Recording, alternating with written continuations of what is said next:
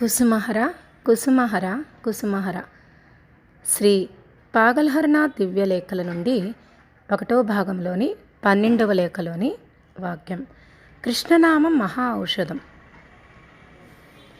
ఇతరములైన మందులు కేవలం శారీరకమైన వ్యాధులనే నివారిస్తాయి. కృష్ణనామము పారమార్థికమైన వ్యాధులను కూడా నాశనం చేసి జీవులను పవిత్రపరిచి శాంతిమయమైన బృందావనానికి చేరుస్తుంది అని ప్రభు చెప్తున్నారు. మరి చూడండి, ఇక్కడ కృష్ణనామం మహా ఔషధము అంటే సాధారణ మందు కాదు అని మనం అర్థం చేసుకోవాలి. ఎందుకని మహా ఔషధంగా చెప్పబడింది అంటే సాక్షాత్ కృష్ణుని గోలోకము నుండి వచ్చింది ఆ ఔషధము, ఆ మందు. కాబట్టి అంతటి మహత్తరమైన దివ్యమైన మహా ఔషధము ఏం చేస్తూ ఉంది అని అంటే జీవులని పవిత్రపరుస్తూ ఉంది. అంతేకాదు అలా చేసి శాంతిధామమైన బృందావనానికి చేరుస్తూ ఉంది అని చెప్తున్నారు ప్రభు.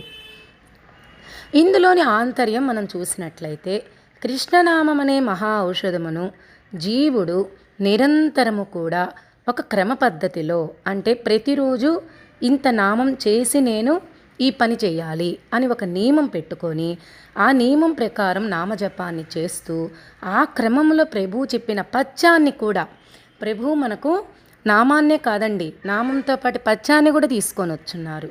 ఏంటా పథ్యాలు అంటే ఇతరుల పట్ల జాలి దయ కలిగి ఉండడం, ఎవరిని కూడా మనం నొప్పించకుండా విమర్శించకుండా ఎవ్వరి జోలికి పోకుండా చేతనైన సహాయం వీలైతే చేస్తూ సర్వజీవులని ప్రేమిస్తూ జరుగుతున్న ప్రతిదీ కూడా నా మంచికే అన్న భావాన్ని స్థిరంగా మన మనసులో నిలుపుకుని జరిగిపోయిన దాని గురించి చింతించకుండా, జరగబోయే దాని పట్ల ఆందోళన చెందకుండా ప్రతి క్షణం కూడా కృష్ణనామమునందు, అంటే మన కుసుమహర నామమునందు నిమగ్నమయ్యేలా ఉంటూ తన పనులన్నింటిలోనూ ఆ కుసుమహర నామాన్ని జోడించి మన కర్తవ్య విధులను మనం నిర్వహించుకుంటూ ఉంటే మనలో ఉన్న ఆ జీవుని మనసు పవిత్రమైపోయి, అంటే మనం చాలాసార్లు చెప్పుకుంటూ ఉంటామండి, జీవుడు అని అంటే ఇక్కడ జీవభావాలతో ఉన్నాడు. కాబట్టి ఆ జీవభావాలన్నీ కూడా కొన్ని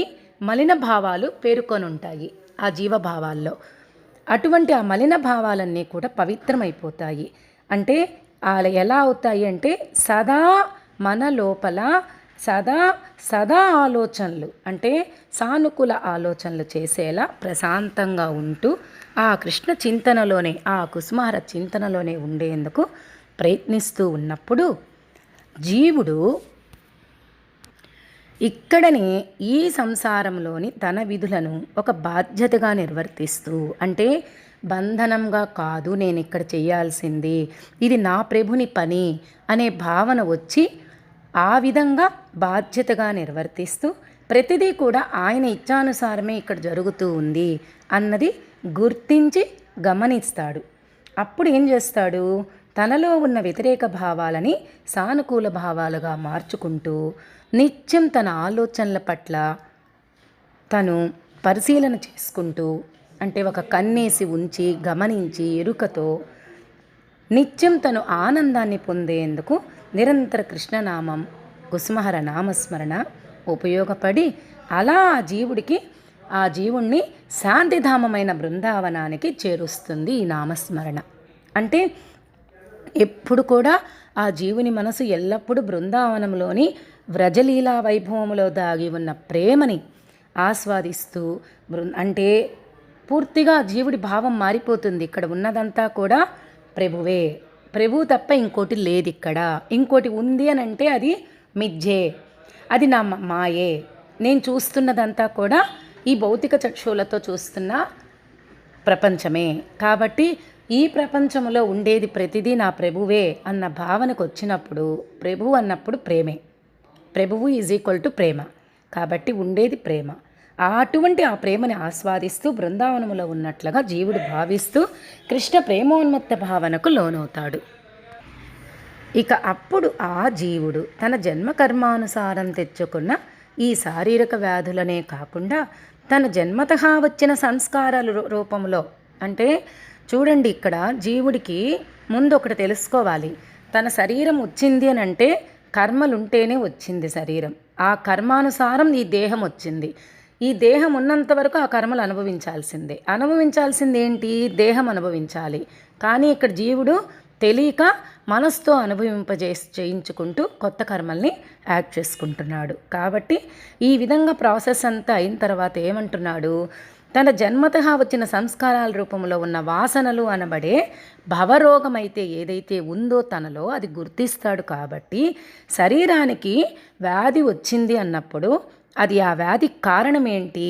ఆ వ్యాధి రూపంలో బయటకు కనపడే రోగానికి అసలు కారణమైన రోగి దాగి ఉన్న ప్రదేశాన్ని గుర్తిస్తాడు జీవుడు.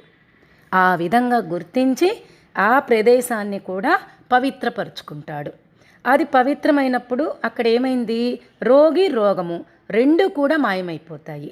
ఇంకా ఆ స్థానం ఇంకా బృందావనంగా మారి జీవుని యొక్క మానసిక స్థితి శాంతిమయమైపోతుంది. చూడండి, ఇంతటి అద్భుత ఫలితం ఒక్క నామస్మరణలో ఉంది. కనుకనే ప్రతి ఒక్కరూ ఈ కలియుగంలో నామాభ్యాసం చేయవల్లని ప్రభుని యొక్క కోరిక. ఆ కోరికని మనందరము కూడా జయప్రదం చేయునుగాక. జై బలో శ్రీ కుసుమహరనాథ ప్రభుకి జై. మాతా కుసుమదేవికి జై.